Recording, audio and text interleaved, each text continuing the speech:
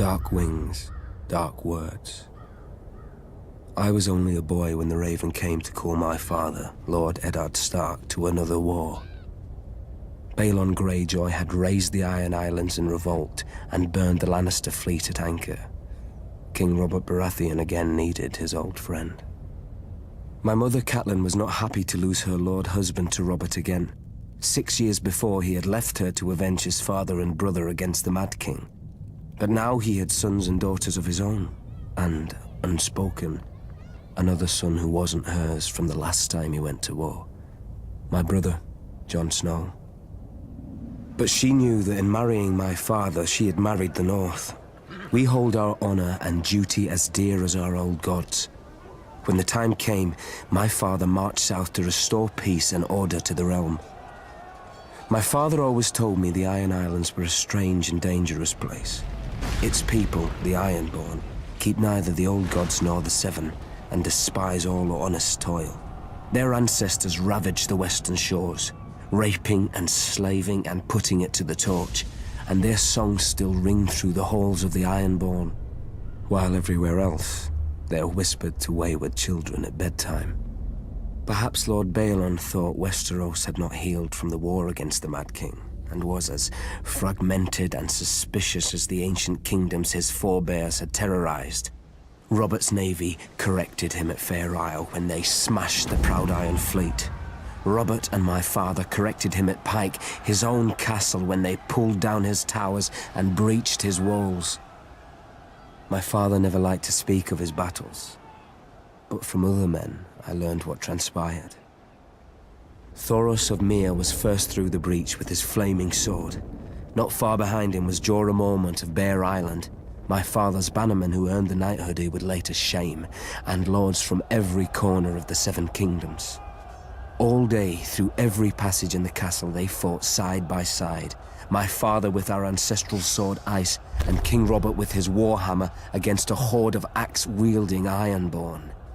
In the end, Lord Balon bent the knee. King Robert generously allowed Lord Balon to retain his title and castle. The price of peace was custom.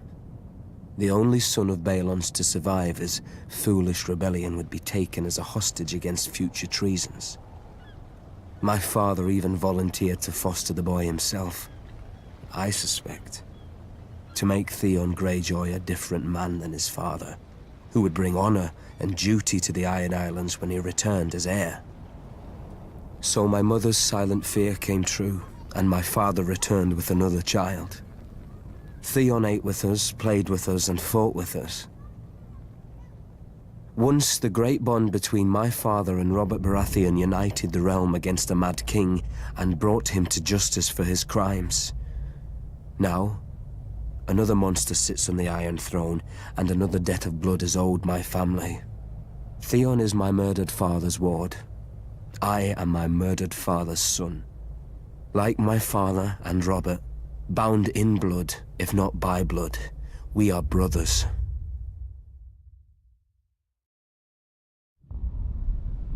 When Aegon and his dragons burned Harren the Black and all his sons at Harrenhal, the days when men feared the sight of our longships were over. Aegon would not permit marauders and raiders in his Seven Kingdoms. With Harren died our empire and the old way that forged it. But what is dead may never die. 6 years after Robert Baratheon won his crown, my father, Balon Greyjoy, sought to restore our ancient rights. He declared the Iron Islands independent and himself its king, and sent the Iron Fleet in a daring raid on Lannisport where they burned the Lannister ships at anchor, making us unchallenged in the Sunset Sea. This was the seed of our undoing. My eldest brother Roderick led a frontal assault on Seaguard, a town built to protect the mainland from us. After ferocious fighting beneath the city walls, he was slain by Lord Jason Mallister and his men defeated. By this time, Stannis Baratheon had brought Robert's fleet around Westeros, and somehow managed to trap the Iron Fleet at Fair Isle, smashing it. Robert's victory was now all but assured, yet we made him bleed for each island. Stannis Baratheon captured Great Wick, the largest of the Iron Islands, and Ser Barristan Selmy himself subdued Old Wick. Robert and Lord Eddard Stark led the main assault against the island of Pike. They razed the town of Lordsport to the ground before Robert turned his full fury on our family's stronghold. When they breached the walls, the first through was Thoros of Myr with his ridiculous flaming sword, followed by every minor lord of Westeros hungry for glory. My other brother Maron was killed when the siege engines brought down a tower on his head. I was now my father's only living son, and heir to the Iron Islands. When my father saw his cause was lost, he wisely conceded defeat to Robert, who otherwise would have pulled down our castle stone by stone with us in it. As my father said to me then, no man has ever died from bending his knee. He who kneels may rise again, blade in hand. He who will not kneel stays dead, stiff legs and all. As it stands, Robert allowed my father to keep his lands and title as Lord of the Iron Islands, King of Salt and Rock, Son of the Sea Wind, Lord Reaper of Pike, for a price. His last son and heir shipped off to Winterfell as an honoured guest. I would eat at the Stark's table and play with the Stark children. And if my father rebelled again, Lord Eddard Stark would take his sword and cut off my head.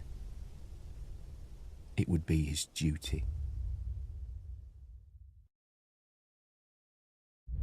Though Robert had risked all our lives to win it, the Iron Throne bored him. He cared little for justice, and less for rule. If it weren't women or wineskin, he had no use for it. Without the stalwart Jon Arryn as Hand of the King, the challenge to Robert's crown would have come much earlier than it did. The Iron Islands have never lacked for treachery. They respect only strength, and honor is as foreign to them as the Seven. After 6 years, their ruler, Lord Balon Greyjoy, wagered that King Robert had not won the support of the great houses of Westeros, many of whom still named him usurper. Lord Balon declared the Iron Islands independent, and sent his Iron Fleet to Lannisport. Lord Tywin Lannister was careless, and the Ironborn caught and burnt his ships at anchor. Lord Balon and his reavers controlled the Sunset Sea. Robert then ordered me to succeed where his father-in-law, Lord Tywin, had failed. Beneath Robert's fury, I sensed relief. War he could understand. He would smash Lord Balon as he had Rhaegar. I raised Robert's fleet and sailed around Westeros to the Iron Islands. I set a trap for the Iron Fleet off Fair Isle. As sailors and warriors, the Ironborn are unparalleled. But they're not soldiers. They have no discipline, no strategy, no unity. In a battle, each man fights only for his own glory, and their longships are built for lightning strikes and shore raids. When the captains rushed in, I smashed their longships with our larger war galleys. The strength of the Ironborn is in their ships. With the Iron Fleet broken, I had assured Robert's victory. He could now transport troops and siege weapons to invade the Iron Islands. And contrary to Balon's hopes, Robert had plenty of both. I've never seen such allegiance as Robert could inspire in war. Enemies who tried to kill him one day would be drinking with him the next under their own fallen banners. In rebelling against the Iron Throne, Lord Balon did more than Robert ever could to cement his rule. When Robert came to the Iron Islands, he brought with him the full power of Westeros. Sir Barristan Selmy of the King's Guard led the assault on Old Wick, while I subdued Great Wick, the largest of the Iron Islands. But Robert saved the seat of House Greyjoy, Pike, for himself and Lord Eddard.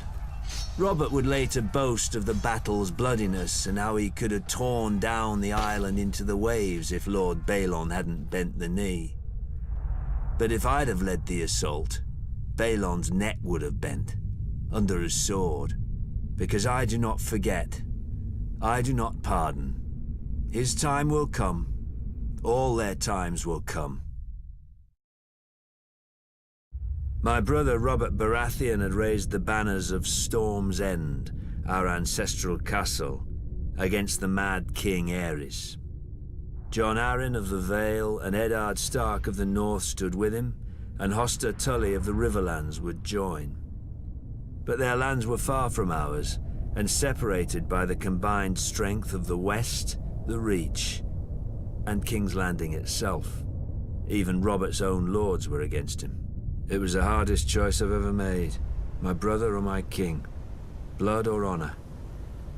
Aerys ruled by right of all the laws in Westeros. Everyone knew the price of defiance, but there are deeper, older laws. The younger brother bows before the elder. I followed Robert. Early in the war, Mace Tyrell's indecisive victory at Ashford cut Robert off from Storm's End. Instead of pursuing Robert and risking his record, Mace Tyrell turned east and laid siege to our home. His vast army and navy encircled us and prevented any resupply by land or sea. If a wagon tried to reach us, it was burnt. If a ship tried to land, it was sunk. We were locked in Storm's End to starve, but Robert commanded me to hold the castle no matter the cost. He could ill afford to lose his ancient seat, which had never fallen. While Robert smashed Rhaegar on the Trident, my men ate the dogs, because the horses had already been devoured. While the Lannisters sacked King's Landing, we ate the rats. If the smuggler Davos had not slipped through the Tyrell blockade with his onions, we'd have eaten our own dead. But I held the castle until Lord Eddard remembered us and marched to lift the siege. The Tyrells didn't even put up a fight. And Robert threw a feast to celebrate Lord Eddard's victory. I was sent to the Royal Island stronghold of Dragonstone to deal with Viserys and Daenerys, the last surviving Targaryen children. Before I arrived, however, they escaped across the narrow sea. Robert was furious. He stripped me of Storm's End and gave it to that prancing fool Renly, my younger brother. I could keep Dragonstone. Now Robert is dead, and a bastard pretender soils my throne while the realm fills with schemers and traitors. But the rightful king is coming for them all, and I will not stop until I have scoured this land clean of abomination. The Baratheons say, ours is the fury. I will show them. Fury burns.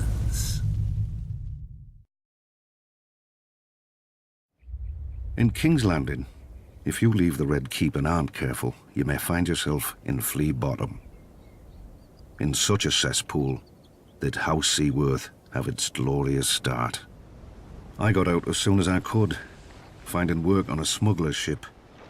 Soon, every port on the narrow sea had a bounty on me, which they would collect if I didn't pay a percentage to the right people or pick the right tides.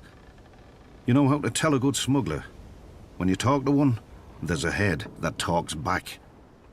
I was very good. Davos of Flea Bottom had run with orphans and beggars, but Davos the smuggler was received by merchants and lords when nobody would catch them. Oddly, the only honest work came from pirates like the notorious, bloodthirsty Salador San. An old friend. All he ever wanted was someone to buy his cargo quickly before the tide left and sell it without telling where I got it. In time, I saved enough to buy a small plot of land and found a woman who was kind enough to overlook my trade. She gave me a son, Mathos. And we dreamt of the trader's circle around the Jade Sea, just one trip and I could settle us and our family for life. Then some Storm Lord revolted against the Iron Throne. Wars are not as good for smugglers as you'd think. Every harbour fills with guards and inspectors, and the seas filled with blockades and pirates paid by each side to prey on the other. Though I had no love for the Mad King, I'd grown up around the power of King's Landing. I figured this Robert Baratheon would end the same as the other rebel lords, burnt to ash. But he didn't. The North, the Riverlands and the Vale joined him. And in the taverns, people drank to Robert's health openly. Brave fools, I thought. but I had a family who'd be left in the cold if I lost my head. When Mace Tyrell marched on Robert's home of Storm's End, as by the end of the rebellion, the castle was garrisoned by Robert's younger brother Stannis and a small guard, and would not hold out for long. When it fell, Robert would be homeless, and his support would bleed away. This I knew from experience. Months later, Stannis was still holding the castle. Nobody cared. But on voyages, I had seen what famine does, and I thought of all those men in Storm's End who would die unmourned and forgotten. No better than flea-bottom orphans. I told my wife and myself that I'd get a high price for the onions and salt beef. In truth, I knew I'd be captured by the Tyrell galleys or drowned, but I was too stubborn. Later that night, in the dark, in a tiny boat with a black sail, I cursed myself and the moonlight as I waited for the tide to turn. When it did, the wind beat the sail so hard I ripped it down, fearing the Tyrell ships would hear. Luckily, they'd grown lax. With muffled oars alone, I steered my cargo through the treacherous currents and snarls of rock that gave Shipbreaker Bay its name. The waves finally carried me, soaked and near blind from sea water, through the mouth of the cavern beneath the castle. Then, Stannis Baratheon arrived. The siege had left him gaunt, but not weak, never weak. He greeted me and accepted my onions with cool courtesy, betraying no emotion, even as all wept. He doled out the food to his wife and each of his men before he ate himself, a portion no larger than any other. When he finally thanked me, I could see his mind had already returned to the castle's defense. His duty. After Aerys fell and Lord Stark lifted the siege, Stannis summoned me. For my salvation of Storm's End, I was to be granted a knighthood, a keep of my own, and my son taken into Stannis' personal service. Davos of Flea Bottom had become Sir Davos of House Seaworth, and his son would serve the king's own brother. But for my previous crimes as a smuggler, I was to have the fingertips of one hand taken off above the highest joint. Stannis held that I had flouted the laws of the land for years, and a good act does not wash out the bad. In one fell swoop, or 5, Stannis gave my son a future and my family a name that I could never have imagined, nor earned on my own. I still keep the finger bones in a bag around my neck, to remind me what I was and what I owed to Stannis. For during my many years as a smuggler, I visited many ports, taverns and back alleys, and saw many things in this world, but never justice. Until Stannis. Some great houses call us upstarts. But the truth is that while the Starks and Lannisters fell to the Targaryens in defeat, House Tyrell rose.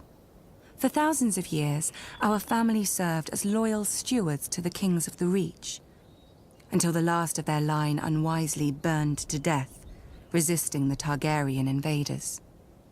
To save the Reach from a similar fate, we yielded the castle of Highgarden to Aegon and his sisters. In gratitude, the Targaryens gave House Tyrell dominion over the Reach. And we became lords of the castle in which, for generations, we had served. Under the Targaryen dynasty, Westeros prospered. Gone were the petty wars of 7 kingdoms and the endless thirst for minor glories that drove them. The Westerlands enriched the realm. The North guarded it, and the Reach and Riverlands fed it.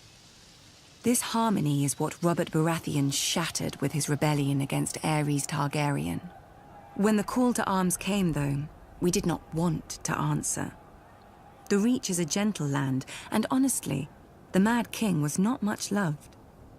But we owed peace and status to his family.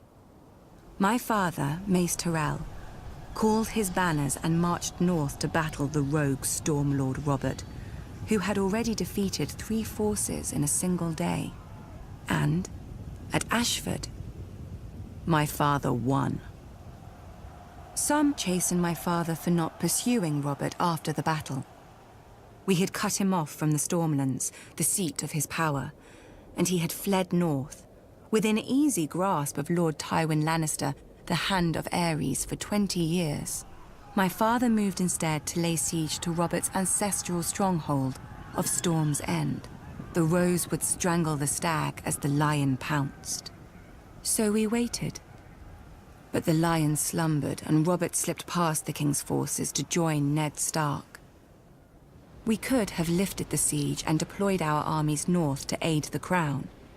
We could have stormed the walls of the castle and made Robert homeless. But we had ample supplies, control of land and sea, and most of all, patience. Our siege would succeed, eventually, at little cost of life to us. If Robert prolonged the war with minor victories, our capture of Storm's End would hasten his downfall. And if Robert won the war, well, it would not do for him to find us in his halls with the bodies of his brother Stannis and his sworn men. When the lion finally showed his colors and purged King's Landing, we knew our cause was lost. My father chose the peaceful route and bent the knee to Robert, who heartily pardoned us. Strange, considering how we'd beaten him and starved his brother to the brink of death. We were to keep our lands, castle, and title, but we knew that we would never be welcome at court. It didn't matter. The Reach was still the most fertile of the Seven Kingdoms, and under our hand. Every flower, even the rose, needs pruning. Then it grows strong.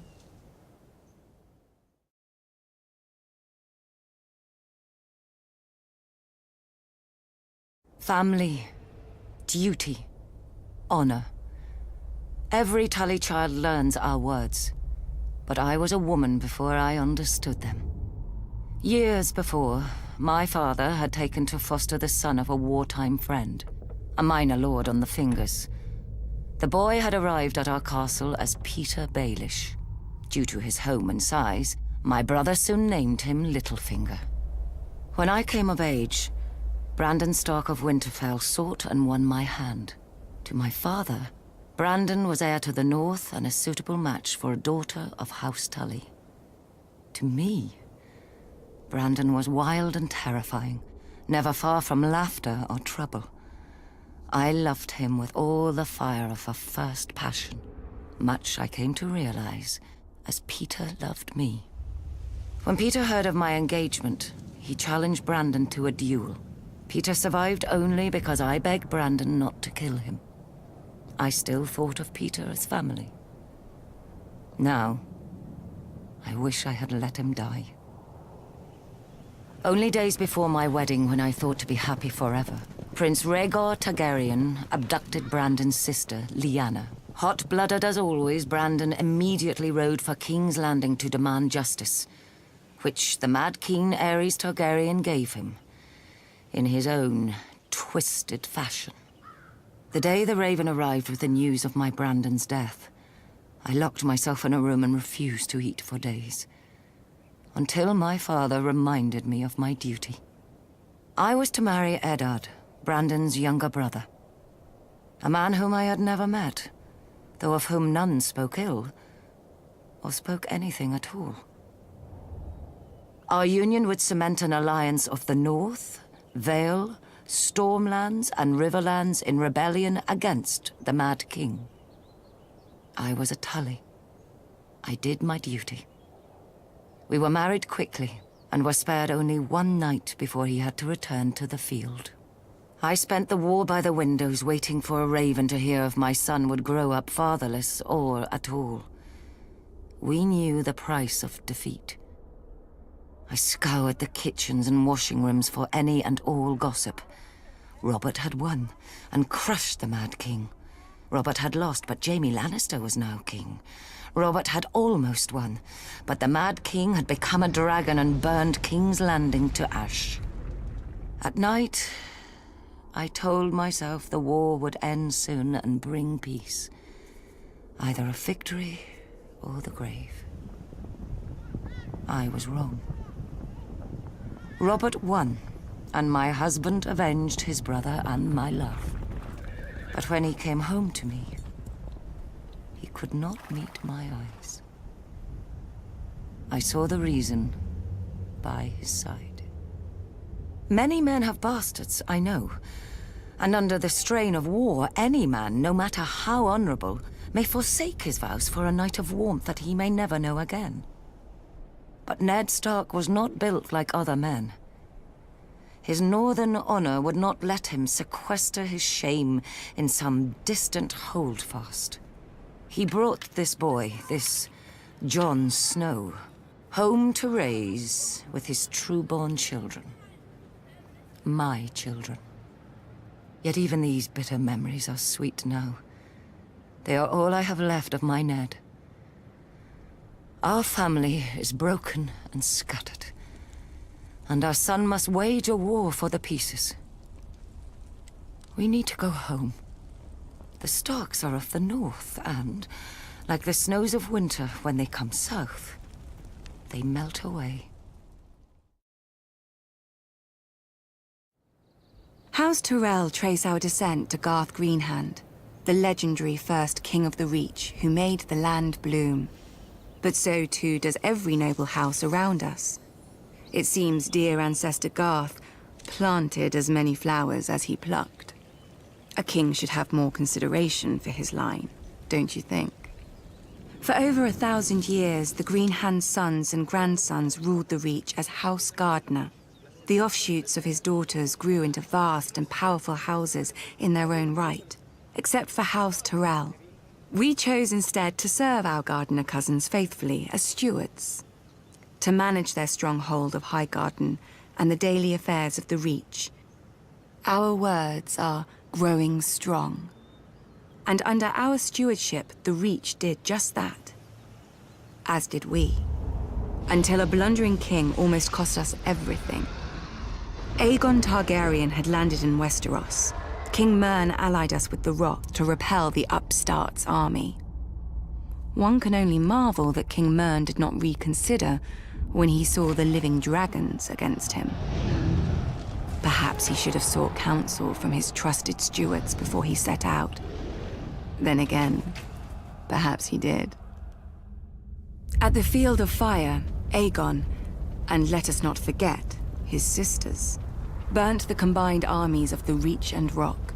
King Mern paid for his misjudgment with his life and that of his ancient family.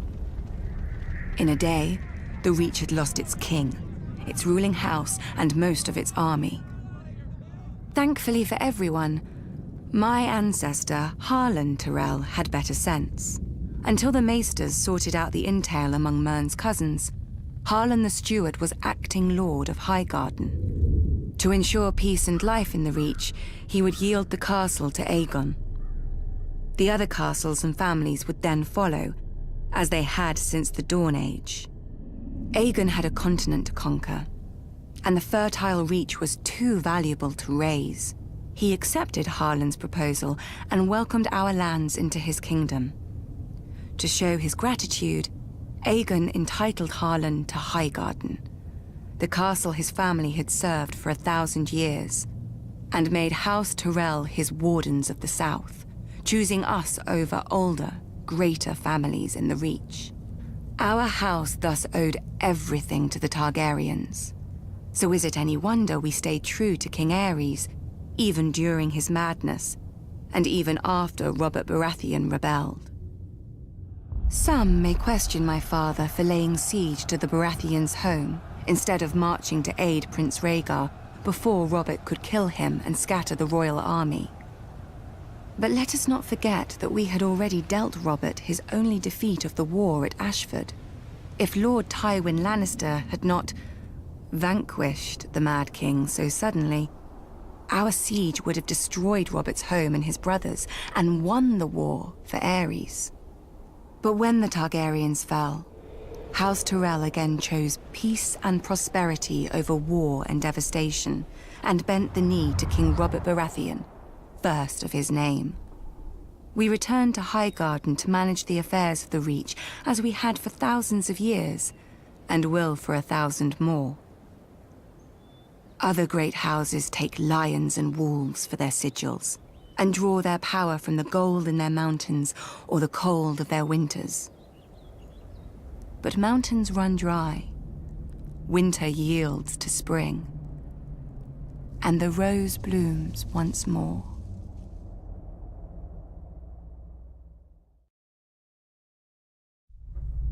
Where the North has its honor and the South its chivalry, the Iron Islands has its strength. We call ourselves the Ironborn, and we are warriors feared throughout the Seven Kingdoms. Or so we used to be. Unlike their mainland cousins, the first men of the Iron Islands never bowed to the old gods. Theirs was the Drowned God, who made the Ironborn to reave and sack and write their names in salt, steel, and song, that his enemy, the Storm God, could not wash away. We raised our kings from our own ranks, and used beaten foes as thralls to work our mines and farm our land. Or as salt wives, if a woman was pretty enough. Such was the old way, and while we followed it, we held sway wherever the waves were heard. When Aegon came demanding fealty, King Harren the Black ruled as far east as the Trident. Other kings like the Starks could kneel, but Harren was Ironborn, and the Ironborn must be beaten. In Harrenhal, he had the mightiest castle in Westeros, and the army to defend it. But Aegon did not intend a siege. He mounted his dragon and roasted Harren and all his sons in their tower, and the Old Way with them. Because of Harren's defiance, Aegon pushed the Ironborn back to our islands and gave the Riverlands to the Tullys. But he did allow the Ironborn to choose who would lead them.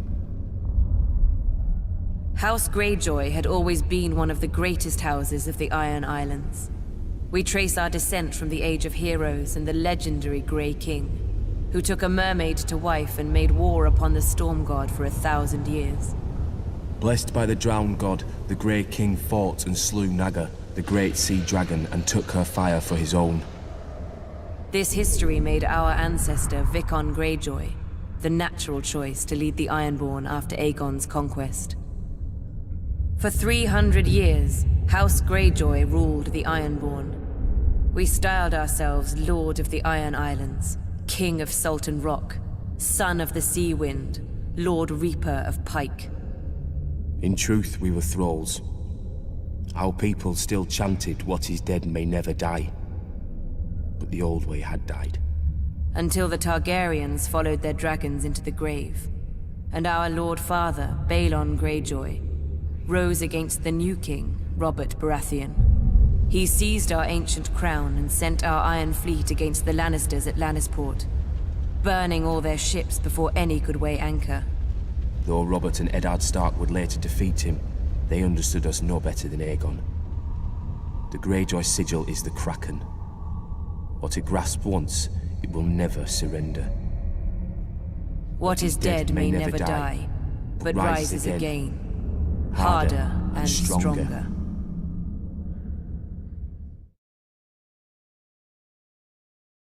Honor, glory, lies to make idiot boys want knighthood, and idiot girls spread their legs for it.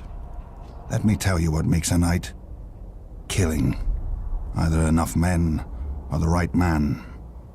House Clegane should know. We're very good at both. Most families claim some great ancestor so far back that nobody can prove them liars. Not us. My grandfather kept the kennel for Lord Titus Lannister of Casterly Rock, the father of Lord Tywin. Lord Titus was a weak man who didn't know it. One day while hunting, he stumbled on a lioness. Instead of embracing the man who wore her on his banners, she tried to tear out his throat. Lucky my grandfather came up with the dogs and drove the big cat away. As a reward, the Cleganes got lands and a keep and a son to squire for the Lannisters. We took the 3 hounds who died for them as our new sigil. When Tywin Lannister became Lord of Casterly Rock, he wanted more from his former kennel master than fealty. He bet that training hounds to kill isn't far from training boys to kill. In just 2 generations, my brother Gregor and I proved him right. I gutted my first man at 12. Years after, servants started disappearing in our keep, and even a sister I don't remember. But nobody could prove anything against Gregor, or dared if they caught him at it. For my father wanted a knight in our family, and thought he'd found one in Gregor, who at 13 towered over enough men that they called him the Mountain. Sure, Gregor looks quite the champion from a distance, but a mountain can't cleave a man in half with one blow, and won't break a wench's face if she talks. Through Lord Tywin's influence, Prince Rhaegar Targaryen kindly anointed my brother personally. A great honor for our family, everyone said. 1 year later, Sir Gregor chivalrously sacked the prince's city, brained the prince's baby, and raped and murdered the prince's wife, winning our family yet more honor from the new king and queen. Soon after, my father died. They say in a hunting accident. The same day that Gregor became lord of the Clegane lands, gold and anything under his roof, I left our home to take service at Casterly Rock. Lord Tywin is not like his father. Neither is King Joffrey, or the likes of me would never be on the King's Guard, with all those true knights. Between them, a man who serves the Lannisters will never lack for killing. I'll guard this king, such as he is. Gregor will kill the other ones, such as he does. When we're done, we'll see how many people still believe in songs and fairy tales. A long time ago, they say, some old southern king enslaved our giants by magic and forced them to build your famous wall. Then he kicked all of my kind to the other side and raised an army to keep us there. And we're the uncivilized ones, wildlings. Might be Sir King was wise. Even a giant can be made to kneel, but only if he wants a better crack at your head. The free folk don't follow a man because his father tells us. If the king's son was brave and strong, aye, we'd follow him as we did his father. If he wasn't... But it seems to me, as much as the wall keeps us out, it keeps you southerners in. You follow laws you didn't make. Kneel to kings you didn't choose, and pray to gods you never hear from. Traders talk about your 7. Beyond the wall, the stars shine bright and clear. Any gods there aren't listening to the likes of men. Our gods are of the forest, in the trees that shelter us and the rivers that feed us. They gave the land for all of us to share. We fish, farm, and hunt where we will, when we need. If a man wants a woman, he has to prove he'll give her strong and cunning sons. It's easy. When she tries to slit his throat, he don't let her. With the free folk, you get what you can take, and you keep what you can hold. No more. I wonder, even if my kind didn't hop over your wall, would he still set your Night's Watch to guard it? You Southerners are rich. You always have more steel, gold, and daughters. I think you're afraid. If you've always knelt, you don't know what freedom is. And if you've not been beyond the wall, you don't know what fear is. You will.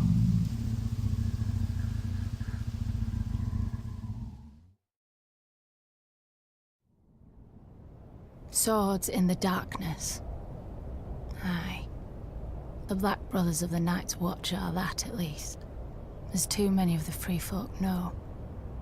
You Southerners are strange. A man murders, and you train him to kill better. A man thieves or rapes, and you send him where it's dark and private. Well, at least you make him promise to be good. Well, then you make him regret even that.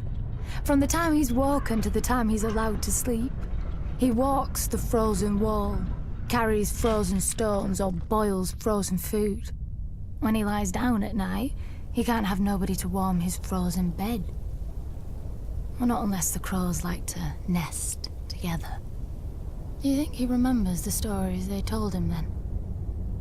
About when the White Walkers woke in the land of always winter, and how the wall and the Night's Watch were raised to stop them the next time. Never mind trapping us on the other side. We free folk have our stories too. About how one of your king crows found something cold in the woods, with bright blue eyes. How he brought her home through your wall and declared himself Night's King. 13 years he and his queen ruled over his brothers, making sacrifices as black as their cloaks. Lucky for you Southerners, the free folk rallied to a king beyond the wall, as we will when need be, and marched on the ancient castle he'd taken for his own, the Night Fort. With the help of the Starks, we killed the demon and cleansed your precious watch.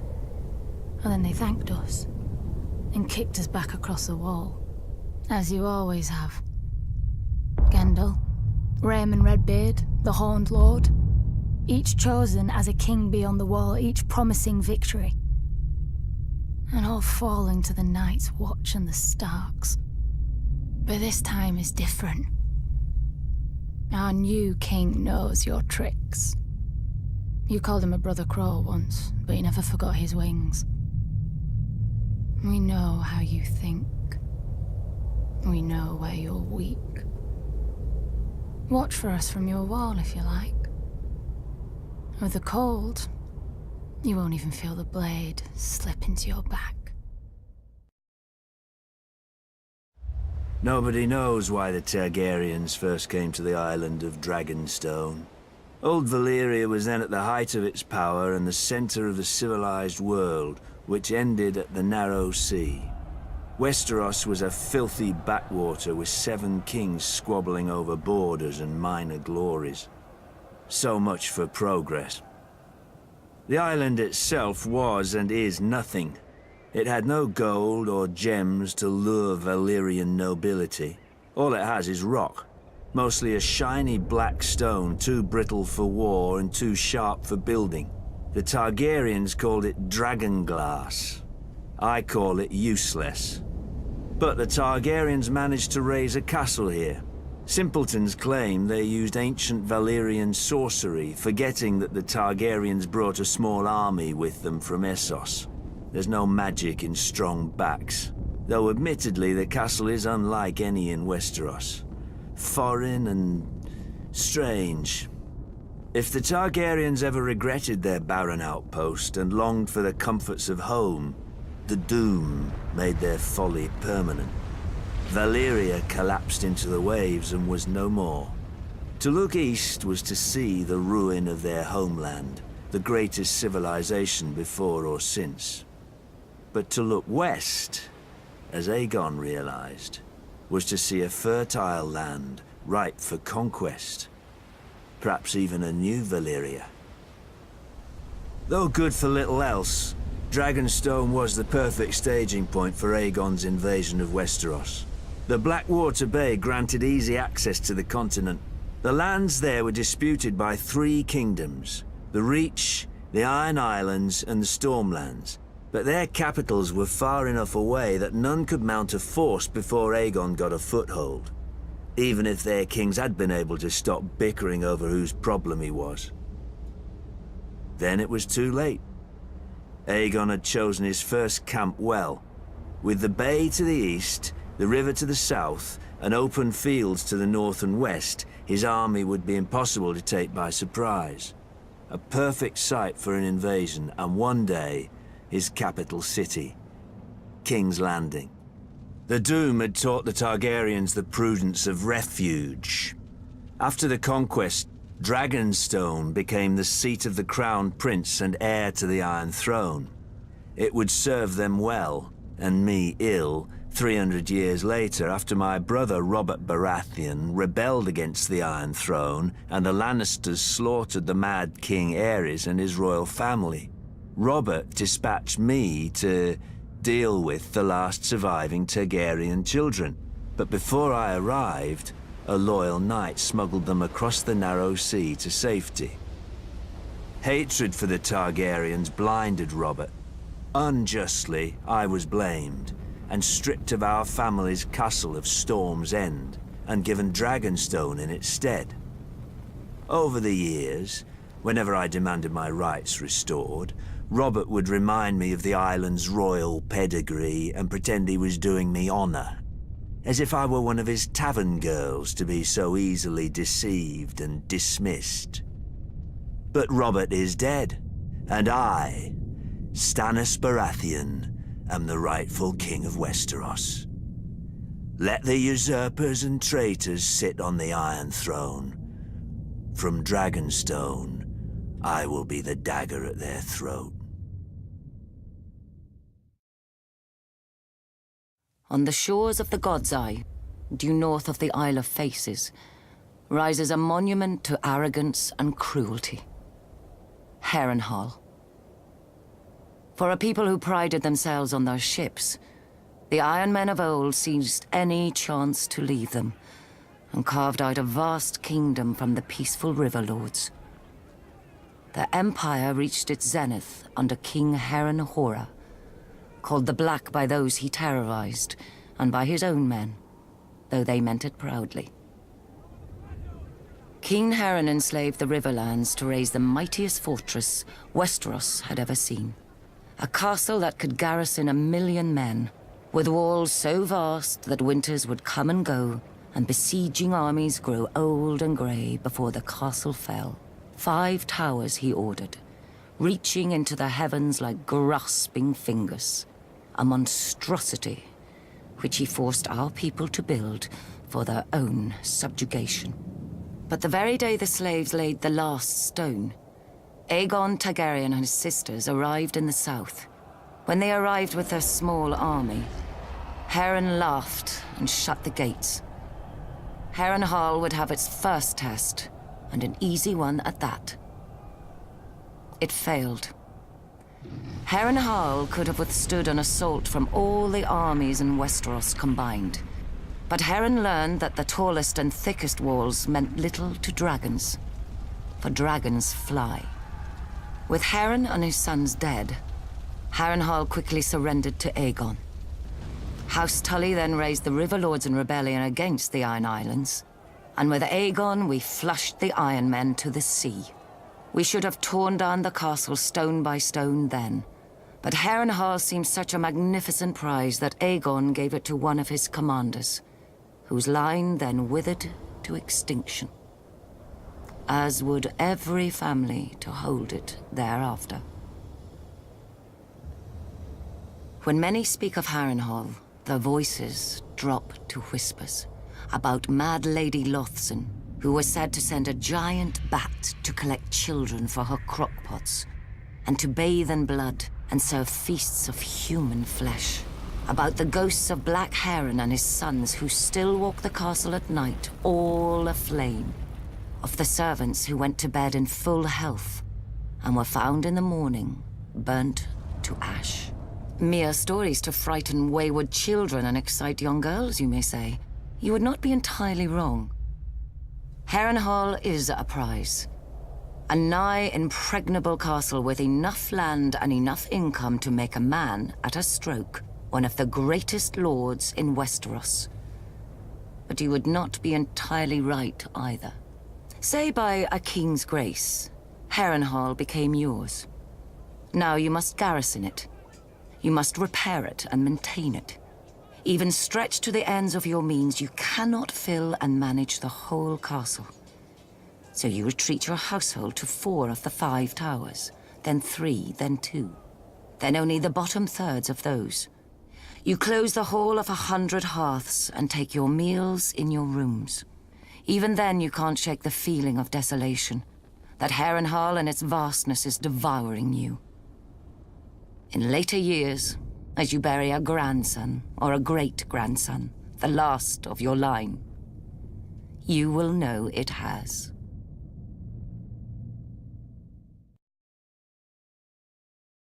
At its height, the Valyrian freehold ruled over half the known world. Not bad for former shepherds, but the doom fell on them and sank their capital into the sea. Now Volantis is the ember of old Valyria, ensuring its flame does not go out from this world, as any Volantine will tell you. Pentoshi say the same about Pentos, Lycians about Lys, and so on. But after enough time in the 9 free cities, it's hard to see them as anything but ashes of glory. Volantis is the oldest, the first colony of Valyria. After the Doom, the Volantines tried to rebuild the Empire under their rule. They failed.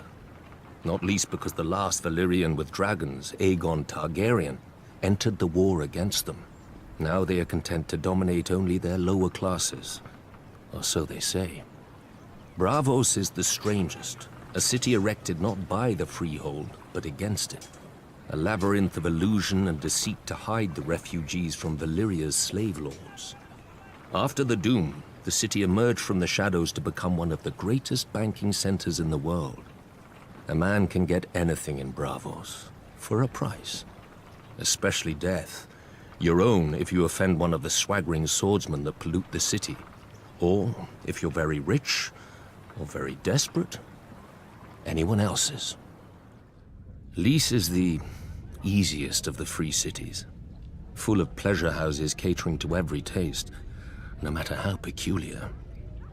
Many men lose themselves in Lys and are never found, at least alive. When a man runs out of coin, the Lycians may grant him their other speciality on the house: poison. Pentos is the most ruthless. The Magisters make a great show of choosing the Prince of Pentos from the great families and granting him the powers of trade, justice, and war, as long as he checks with them first. On the new year, to bring good fortune to Pentos, this prince must deflower the Maid of the Field and the Maid of the Seas. I confess I don't know how each is chosen, or what becomes of them after serving their purpose. But if a crop should fail or a war be lost, the Magisters will slit the prince's throat and choose another. The other free cities are known for what they make. Mia has its lenses and finery, Norvos, its axes, Quohor, its smiths who can reforge Valyrian steel, Tyrosh, its colors. I'm sure Lorath had something to the world, but I can't think of it. Frankly, the 9 of them are more alike than they would care to admit. They hire the same soldiers to fight the same wars for the same rulers, the rich, be they called Magisters, Archons, or what have you. When a Dothraki Khalasar approaches, they gift the same tribute to avoid the same sacking. For thousands of years, the disgraced of Westeros have drained east to pool in the free cities, where a man of honor counts for less than nothing, unless it raises his price. Better men than I have learned that what a man sells for gold, he can never buy back. He must earn it, by fire and blood.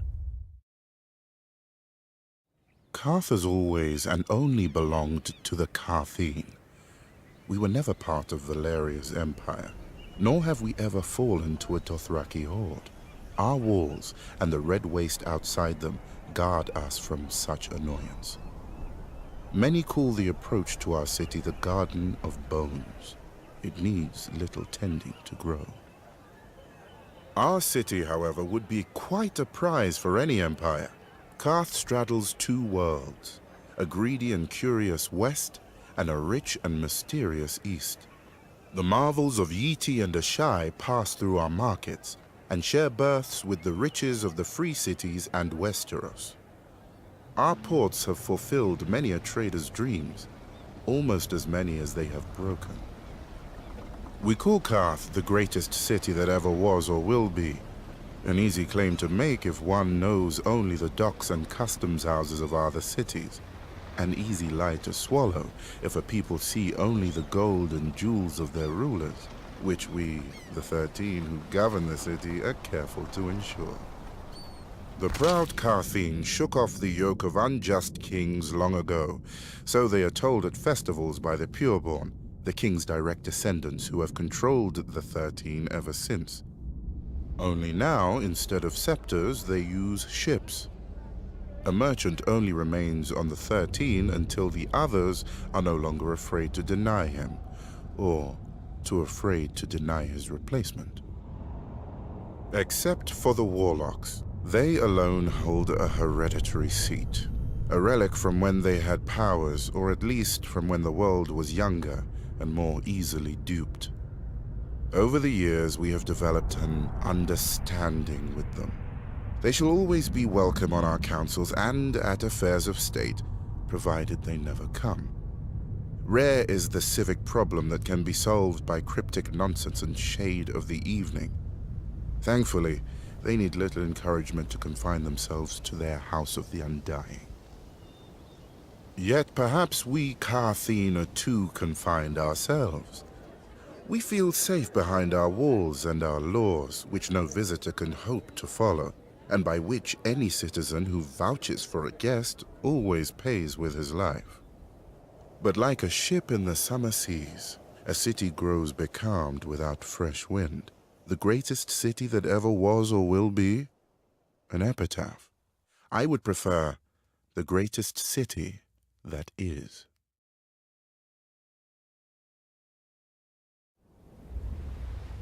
The Seven are gods of weakness and defeat, pretty chains that the first men kindly put on after the Andals crushed them, except in the Iron Islands.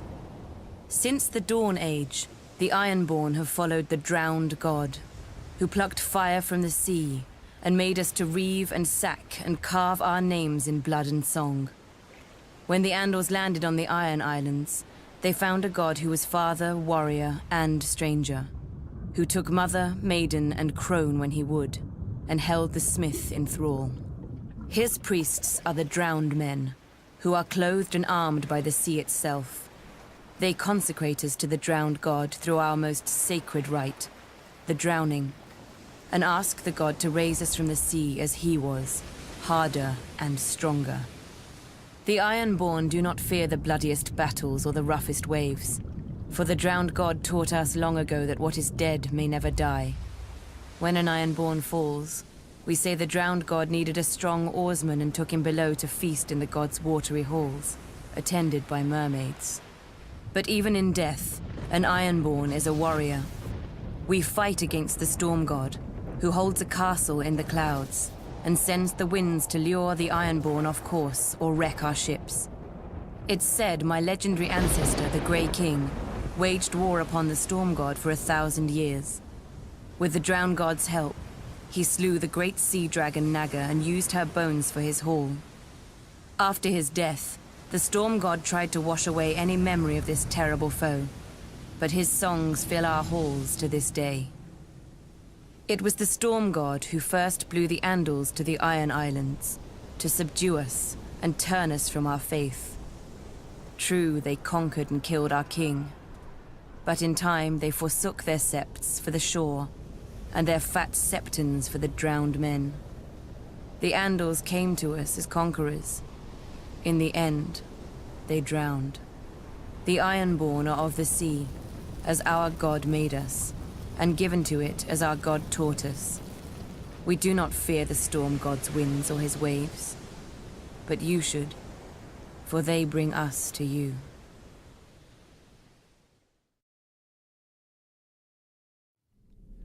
Dragons conquered the Seven Kingdoms, but to rule them, the Targaryens needed a less temperamental tool. When the great King Maegor saw the power of the Alchemist Guild, he blessed us with his patronage. In those days, we commonly transmuted metals and other wonders, but the king was most interested in our mastery of the substance, which those not of our order dub wildfire. A slight misnomer. To the uninitiated, the substance indeed seems uncontrollable. Water will not extinguish it, nor plate of steel repel it. Our order alone knows its secrets. In bare stone cells beneath the guild hall, our acolytes prepare the substance with utmost care and ancient magic. Apprentices then remove the jars to a secure storage. Overseeing its purity are the wisdoms, such as myself, who are adept in the alchemical mysteries. Should an acolyte prove unworthy and allow the substance to ignite, the ceilings are spelled to collapse and fill the room with sand. For once lit, only smothering or starvation will quench the fire. Many years did the Alchemist Guild serve the Targaryens faithfully, until we were beset on all sides by the envious, the Order of Maesters, who dismissed all learning but their own, and the charlatans who hucked green paint and worse in our names. After the unfortunate Prince Aerion Targaryen, drunk with wine, boasted that a draught of the substance would transmute him into a dragon, we lost our royal favor. Then came the wise King Aerys, second of his name. I was merely an acolyte when he restored our guild to its former glory. As had his great forefathers, he appreciated our secret arts, even naming Wisdom Rossart as Hand of the King. Together they punished his enemies as befits a true Targaryen. During the War of the Usurper, I heard whispers that King Aerys had engaged our greatest wisdoms for an ultimate weapon against his foe. But sadly, King's Landing must have fallen before it could be used, and many of our wisdoms disappeared in the sack of the city, victims of ignorance and envy, as ever, I'd wager. Yet our order perseveres. Like the substance, which grows ever more potent as it ages, we perfect our ancient arts in darkness, forgotten by the world. We are masters of the fire, but we live only to serve. All we need is the right spark. The East is plagued with mystics who claim many dread powers but prove only one, separating the foolish from their purses. Not so with the renowned warlocks of Karth. They demand a much dearer coin in return for their parlor tricks: respect. Once, the warlocks truly were mighty, or so they would have us believe. I do not doubt they have many secrets. They are an old order, and one does not obtain a seat on the 13, the governing council of Karth, without making 12 of our most powerful citizens afraid to forbid it. Thankfully for Karth, the warlocks exert little influence in our politics. They rarely leave the confines of the House of the Undying, a pompous name, but, I admit, a strange and dark tower. It is said that none who enter ever leave. Of course, since there are no visible doors, I have to believe none ever enter either. We can only imagine what the warlocks do inside. I wager we do not have to imagine much. They read dusty scrolls detailing their lost glory. They sip shade of the evening, a foul concoction brewed from the nearby trees, until their lips turn blue, the better to frighten children and the ignorant. Stewing in their fantasies like an old soldier who drinks alone so no one may challenge their prowess.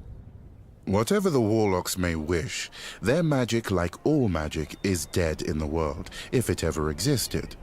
Though, one does hear strange whispers of late.